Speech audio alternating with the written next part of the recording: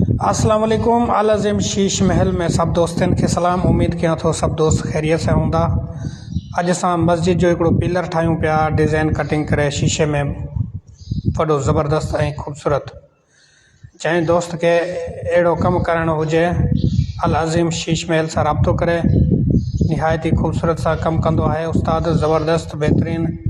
हीउ पिलर शुरू कयो अथई माशाल्लाह ज़बरदस्त अंदाज़ में।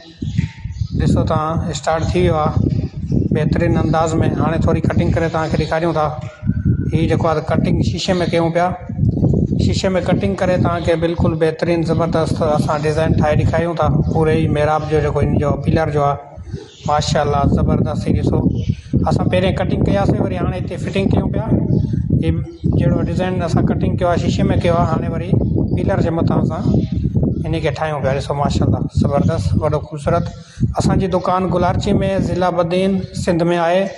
कड़ियो रोड AC बस अड्डो आहे जेको, उते असांजी दुकानु आहे। जहिड़े भाउ खे कमु करिणो पए पूरे पाकिस्तान जे लाइ अल अज़ीम शीश महल सां राब्तो करे। हीउ माशाल्लाह बहितरीन तयारु थी वियो आहे। ॾिसो तव्हां